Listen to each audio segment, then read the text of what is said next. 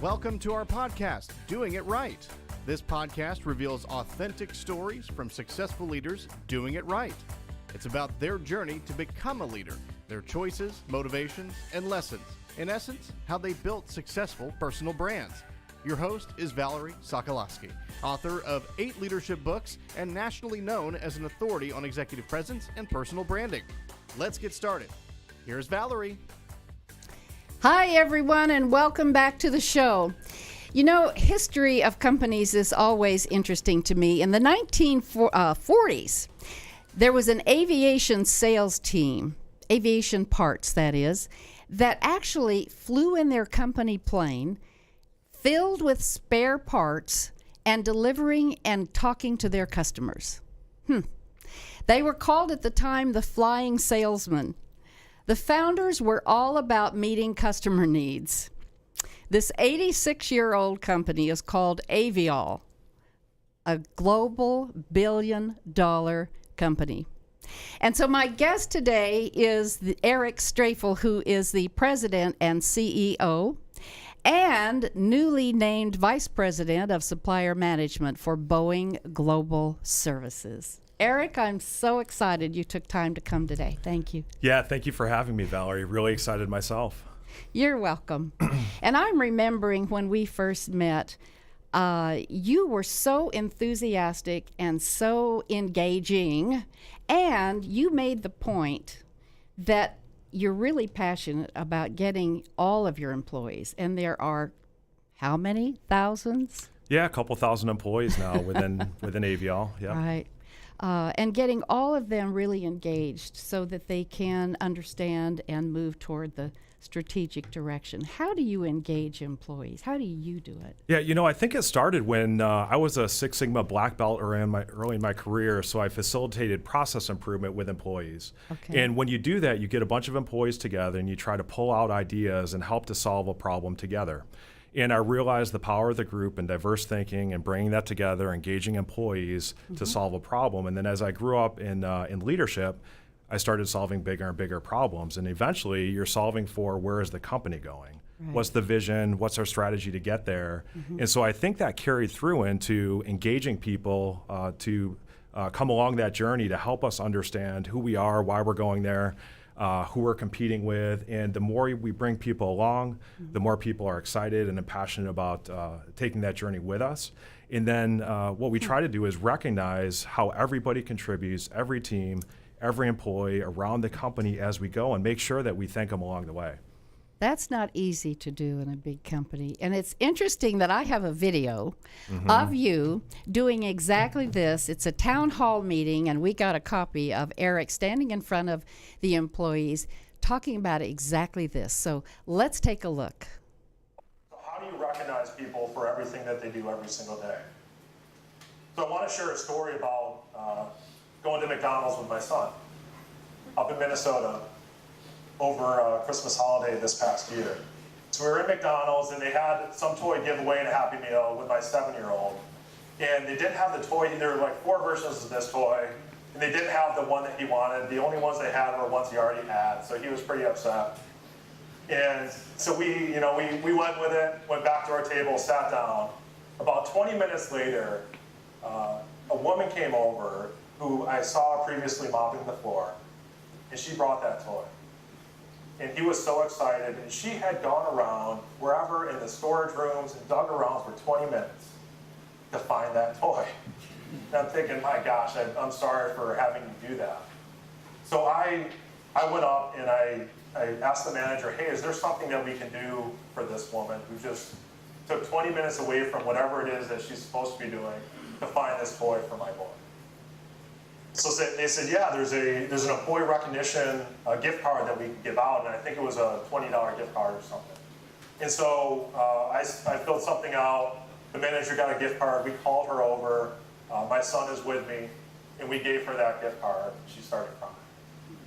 And I look back at my son, and if you have ever seen, I've never seen a 7-year-old humbled before, but the look on his face, like, I guess my toy wasn't that important, was pretty impactful. That inspired me for the next 30 days to try to do something every single day for somebody. And what it reminds you of is what the smallest things can do for an employee. And so where I ask for your help is imagine if every one of you, every single day, just went up and recognized or thanked somebody for doing a good job. Imagine what kind of culture that would build for our company. Imagine what kind of brand that would build for our company. Eric, that's pretty cool. What was the result of that? I think that was the start of a leadership journey with where we were going as a company, where we brought people with us, and we walked the talk, right? So we brought people together, get out, talk to people, bring them along, thank them for what they're doing. It's something that you have to do consistently, day in and day out, month in and month out, year in and year out. And I think people realized that it wasn't the flavor of the month. It was part of who we are. And who we are translates into who we are in our market, to our customers, and they see that. So it really is who we are as a company. Well, I've observed that in being a part of the company gratefully. And just take it outside of work. I mean, it isn't difficult to just smile at someone. Right. Or what are some things that you do outside of work? Yeah, like so that? If you take the perspective of it's not about me, and look at what other people are doing and just how you can help and make somebody's day, you have an opportunity every single day to just go out of the way and recognize somebody, or you see somebody having a hard time with whatever it is. I travel a lot. People just putting their luggage up in the storage bins, right, and helping them get it in or down. It's the simplest things that it's not so much the act of doing it, it's the act of that person knowing that somebody is thinking about them and showing that they care. So it's more the meaning behind it, I think. I wish you were a passenger every time I fly. Yeah. It's always fun to talk to CEOs and ask them, did you always want to be a CEO? Did you aspire to get to the top? And so I'll ask that question. Was this something that you just were dying to do, is to become a CEO of such a huge organization? It was not. So I started out, I was an engineer, and early on in my career, I had kind of 5-year chunks of goals. I wanted to be an engineer, wanted to work for a while, get my MBA. When I first got my leadership position, I realized that, I really like engaging a team and helping a team become successful. I had a couple leadership roles, really appreciated it. And then I went out into a special projects role where I wasn't leading a team. And I realized, I'm just not as passionate about it if I'm not helping others achieve their best selves and their potential. And so I realized that the bigger the leadership role, it wasn't about the title, it was around how can I make a bigger impact. And as I took bigger and bigger roles and responsibilities, I can make a bigger and bigger impact and create an environment where people can make a bigger impact. And you're doing that, and gratefully. It's when someone says to me, "Oh, Valerie, I don't want to talk to the CEO or the SVP," and they're afraid of a title. What would you say? Yeah, I think we strive to be approachable, and we don't talk titles much at all. When I introduce myself, I've done most of the jobs in the company, just spending kind of a day in the life. I rarely throw my title out there. I oftentimes walk around with my sleeves rolled up. And just try to engage with employees. Early on, I realized I was doing something right. I was walking through our main distribution center and with a cup of coffee. And this is after I had already gotten to know a lot of employees out there and would walk around. And one of the employees came up to me and they said, "Hey, Eric, when you walk around with a cup of coffee, that tells us you're not out here to do any work. So, leave it back in your office." And so I was a good point. And I was excited that, one, they felt comfortable telling me that. But it was it was the perception of, hey, if I'm out there with a cup of coffee, I'm not here to do any work, where, oftentimes I will go out and I'm there to engage employees and talk and listen and see how we're doing. And so that was the last time I brought a cup of coffee out with me. That's fun.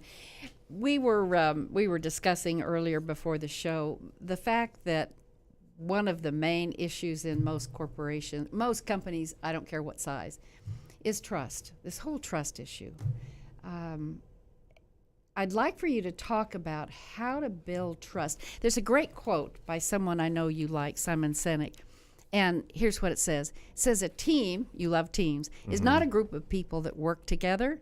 A team is a group of people that trust each other. So first of all, why is trust such a problem? I think it's tough because the environment is changing so much, and without a lot of transparency, employees are left with wondering, why do we do that? Where are we going? What's the reason for that decision? And it breeds the perception of maybe hidden agendas, and it breeds misalignment in the organization. So I think a couple things I learned about trust. One thing early on is that if you want to be trusted as a leader, you have to start by extending trust.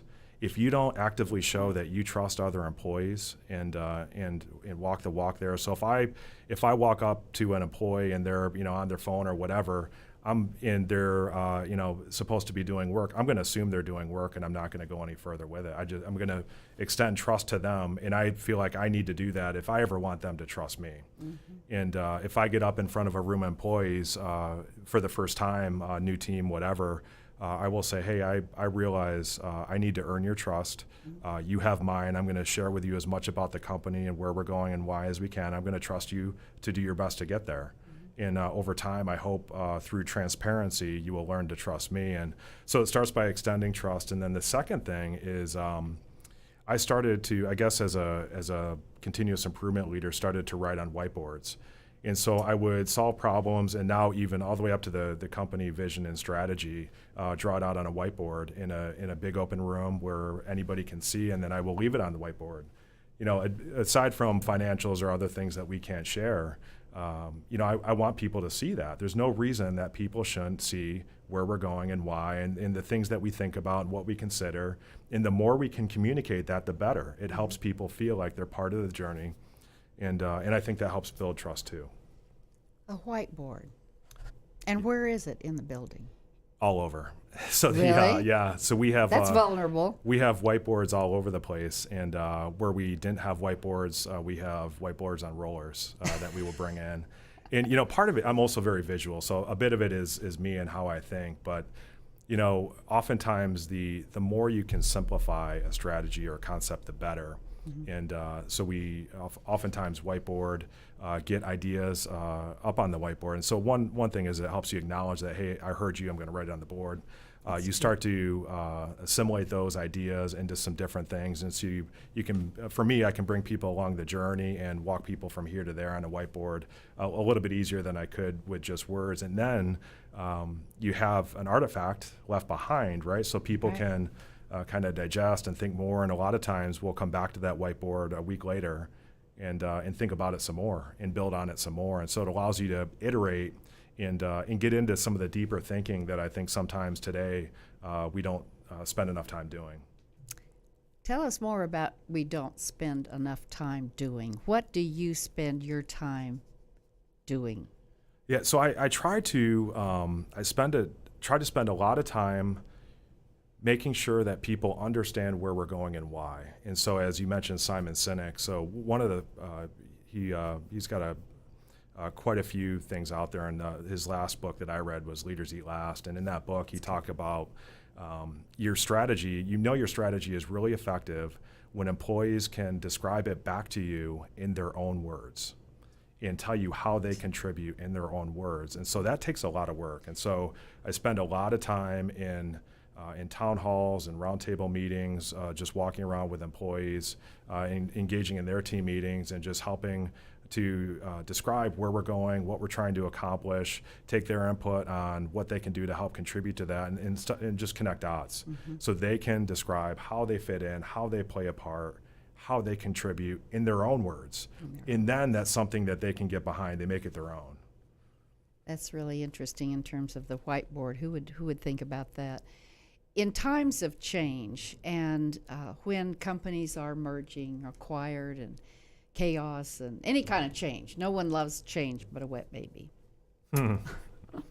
But in times of change, from experience, what I find is that sometimes leaders will do just the opposite of what you're talking about. They'll almost go cubicle sabbatical, like get behind the door and not get out there and talk about what's going on. So I love that.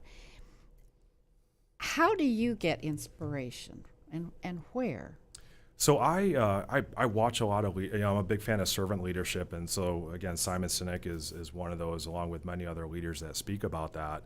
But I read a lot, I watch a lot of videos, I use quotes a lot when I talk. And I use that to inspire my thinking, and it's usually around how can I connect to more people? And how can I make a bigger difference and create that environment so people see themselves and where we're going? And so I spend most of my time just listening a lot, getting a diverse group of people together, and listening to what they have to say about something that we're trying to accomplish, or something one of our customers needs, or something that one of our competitors is doing. And that helps me connect to, how different people process that, what they think about it, what they do about it. And then I really try to incorporate as much of that as I can into where we're going. And therefore, the vision and the strategy is a bit of a living, breathing thing with the organization. We try to set our North Stars, but through that daily engagement. I've also been a big fan of having some clear measurable goals at a weekly level, so that employees know how they're doing. And early on, I was very goal driven, and I wanted to know how I and my team were doing at the end of the week, so we could go home on the weekend and enjoy time with friends and family, and I could kind of leave, find some balance and leave work at the office. Mm. And so that turned into, what I'd ideally like to do is make sure that people know how they're doing. So same thing, so that they can go home, shut down for the weekend, enjoy time with friends and family, which is really important for balance. And for a lot of people, it's hard to do that if you're not sure how you're doing. That's very true. And we do need to shut down. My husband came home one day. He was with IBM for many years, went to the top, and he never brought work home.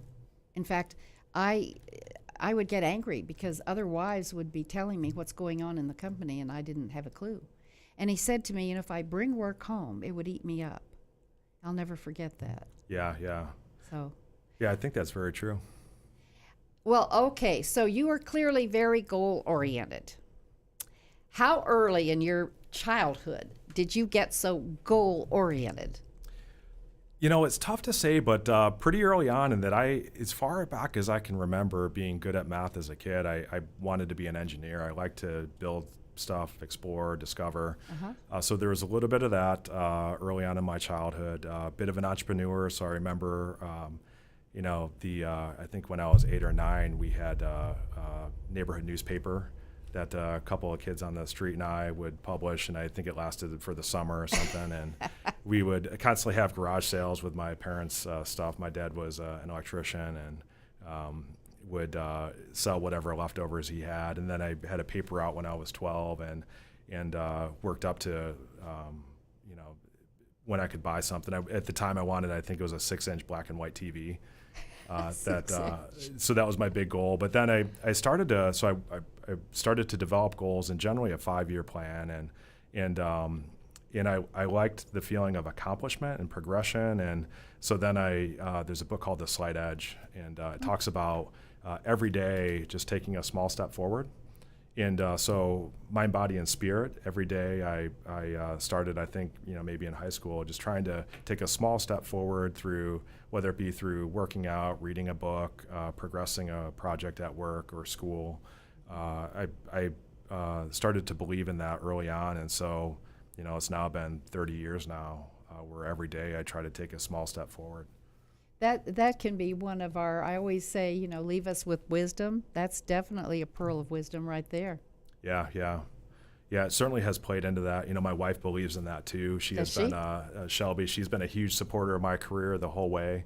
And so we oftentimes talk about that. And she's in HR, right? Yeah, she was a long time in HR, and so she's been a good career coach for me as well. That's perfect match. Yeah, it's worked out well. Yeah. So it must be in your DNA to just be disciplined. How disciplined are you? Very much so. So I don't know. I think that started with my dad and maybe both my parents, but you get up every day and you go through your routine and you just get it done. And I saw that throughout. So 2 things I think I learned. from my parents early on, discipline and hard work, where you get up, you get it done. And then for my mom, she was always optimistic. So get up, and it's an optimistic start to the day. So get up, today's going to be a good day, and you go to work, and you put in the work. And so that led to, I always got a feeling of accomplishment from hard work, and I appreciate that. And I feel like I'm doing something for myself or for others. And so that kind of progressed throughout life, and it becomes contagious, I think. Well, and it's a habit. Yeah, very much. You're building good habits. Yeah. I can't imagine kids that sit home in the summers and just sit home in the summers. And what are they going to do in life? Sit home, probably. I don't know. Anyway, I love that. And it leads to a question about values. You alluded to that, Eric. Where did your values come from? You mentioned your mom and dad. And not only that, but how do you, as a president and CEO, how do you live your values every day in a way that people see it? You've given us several examples. What else could you share about your values? Yeah, so I value, as I talk to my kids, I really simple view, now 9, 7, and 4, hard work hard, respect everyone, help others, and then have fun at the also, of course, because they're kids. Yeah. But that's kind of the simple view. But, as I've come to describe my values, it's around, as a leader, it's to create an environment where everybody can be their best. That means investing in people and not just talking about it, but really investing through coaching, mentoring, resources, skills, the environment, creating an environment where people support each other and really walking the walk. And then for congruence, I found that I talk a lot about what I believe. Good. And so my values, I had to think for a while, what do I really believe? And what I believe aligns with my values, which feeds into my character, and I constantly reflect on that to understand what kind of authentic leader am I, and how can I talk about that. And so I spend a lot of time thinking about whatever the value is, hard work. Why do I believe that? And so the transparency. Why do I believe that? And the transparency goes back to a bit of the trust idea, where how do you break through hidden agendas and have one team working together towards a common goal, and you can't do that without transparency. And so that's why I believe that active listening. I remember as a frontline manager, I went to visit my HR partner, and I had what I perceived was an important issue, and my HR partner sat behind the computer and didn't come out around the desk, and thought, is she really listening or not? And I wasn't sure, and so it got me to thinking about, how do I make sure that I think she was listening, but I couldn't tell. So now when somebody comes into my office, I walk around my desk, and I don't sit behind my desk, just because I want them to know I'm here to listen. And then as I'm listening, I'm not constantly processing what I'm going to respond back to. I'll listen. I'll truly try to active listen and understand, and take a pause, and then sometimes reflect back to them what I heard. Sometimes maybe kind of lead with a question to understand more. But it's things like that that have led to my values and my beliefs that I will openly talk about a lot with all of our employees. What do you do when there's conflict? How do you handle conflict effectively so that it's productive conflict? Yeah, so I am a big fan of aligning on where we are trying to go and what we are trying to accomplish in the higher purpose, and then recognizing that there are different perspectives. There's not one right path, right? And the more we can have different perspectives, which could be perceived as conflicts, all that is good, because it allows us to consider other alternatives and then figure out the best way to go. And then recognizing that we probably won't get it right the whole way through. The fact that we've considered other alternatives means we have some things to fall back on, and some different ideas and different approaches. And so I think we try to promote that, hey, different perspectives are really good. Recognize that, let's figure out that, align on what we're trying to achieve and make sure we all understand that, which is our higher purpose. And then also recognize that there is not one right way. But as an employee told me in a recent roundtable, the strategy doesn't have to be perfect, but we just have to align and go consistently together. I like It's that. not about it's about working together as a team. And if you look at even the sports analogies, it's not always the team with on paper with the most talent that wins. Oftentimes it's the team with the chemistry that believes in each other, that is aligned and working together, that wins. That's I'll remember that next time I have conflict with someone. Back to discipline for a minute. You haven't mentioned your martial arts. How'd you get into that? So I was a wrestler growing up, and so that is a lot of personal discipline from a young. I think I started when I was maybe 6, and so that's a lot of daily discipline, and that kind of fed in. And I saw the daily accomplishment from that, and where I wasn't the best for a while. After years and years, you see that through. I'm a fan that hard work over time wins out, oftentimes just over raw talent. You could debate that, but I do think that anything, it sometimes takes years, but if you are persistent for years, you can achieve things that you don't think you can do. So I think that's where it started. Then I got into, as I got into my adult life, that transitioned into martial arts, which you also have to be highly disciplined. And so I think it kind of fit my nature, where you walk in, leave everything else outside. And then it's just you and the people in front of you, and everybody's looking for personal growth and development and the discipline to hone in on skills and mastery and get better. And I've been doing that now for 11, 12 years, and it just fits my nature. Are you teaching the boys?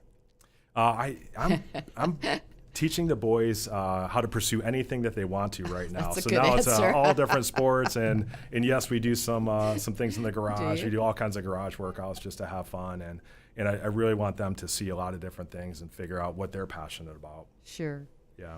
All right, so going to passion and going to, you've given us so many pearls of wisdom. Where do you get your best ideas? And when? Like, I wake up sometimes in the middle of the night, and I don't know where it comes from, but I'll get kind of a spurt of, wow, why didn't I think of that during the day? And I have to write it down. Where do you get your best ideas? Yeah, it's funny. Same with me. So once in a while, at 2 a.m. in the morning, I'll wake up and I'll have some great ideas, and I've learned I got to write them down, or I forget by the time morning comes. But the other thing I'll say that's a little bit unique is I read a lot of different things. So I'll read history, a business book, Fortune magazine, whatever. And by reading a lot of different things all within, a few days, it helps me see things from a lot of different perspectives. Mm-hmm. And a lot of times I'll read about a business in one industry, a Bitcoin business and what they're doing with blockchain, tied to a marketplace business and what they're doing with blockchain, and what another company might be doing with autonomy and sensor data. And you start to connect dots around a lot of different things. And as a lot of people have said, innovation oftentimes is just connecting different ideas together to do something new. And so I intentionally read a lot of different types of things. And I switch. I have probably 10 books or magazines going at once, and I find that's how I get a lot of different ideas, just connecting different things together. Are you going to write a book? You should write a book. Yeah, I started a few years ago just taking notes on kind of what I believe, and then we've talked about this a little bit, and then as I started to think about legacy to me is starts with family. Right. And so then I started to take notes and things that I would want to inspire my kids, that they could fall back on and understand their values and where they came from and where they came from for me. And so I wasn't much of a journaler, but as I started to write that down, I eventually, it kind of became my journal. And it was all about the legacy for my kids. And that gave me purpose to journal for, because I didn't necessarily want to journal for myself, but once I found the purpose and that, hey, this is for my kids, that kept me going. And so now I have a lot written down on perspectives and values, how that applies to my personal life, to my legacy, and how I contribute, make a bigger difference, community, work, profession, and otherwise. And so at some point I may put that down in a book. Can I hold you to that? Yes. Yes. You heard that. Eric, what a joy to have you today. You have really shared some fabulous insights. Is there anything else in terms of pearls of wisdom that you've already given us many, but is there anything else you'd be willing to share? Yeah, the last thing, you talked about change and transformation. I'll just highlight one more thing that I found, and that the more that you include employees in a vision and a strategy isn't necessarily just about the top leadership team developing a plan to meet your financial goals. It can be about unlocking the full potential of your company and your employees. And the more you bring them on that journey, then as the year starts, as the plan starts, employees know why, and they can make their own course corrections. The big course corrections then don't have to be the next big corporate initiative, the next big flavor of the month activity, so to speak. If you engage your employees in the journey and why and help them understand and communicate where you're at as you go, they will make the course corrections themselves. And I do believe that problems are best solved by the teams closest to them. And so by doing strategy and putting the extra work and collaborating upfront in big teams of people and building broad understanding, it doesn't take the big corporate initiatives to drive change. It takes a fan of General McChrystal team of teams. Then you have teams of teams that are out there that know their principles and where we're trying to go, and they're empowered, and they'll make their own course corrections along the way, day by day, week by week, month by month, and that can ultimately be a competitive advantage for you to be more agile. That right there is the beginning of your book. There you go. I just have to say that being able to have someone running such a large corporation and doing it right is a joy. And that's what this show is all about. You know that, Eric. It's about doing it right. And so I would just leave my listeners with this. I think you should buy Do It Right. Here it is on Amazon. Take a look. I want you to tune in next week when we'll have another wonderful example of someone who is living life authentically, doing things the best way they can, and making a real impact and difference. And so in the meantime, stay authentic, have a great holiday season, and we'll see you then. Thanks for listening. To receive Valerie's voice, free monthly leadership tips, and to learn more about her leadership programs and coaching, visit her website, valerieandcompany.com.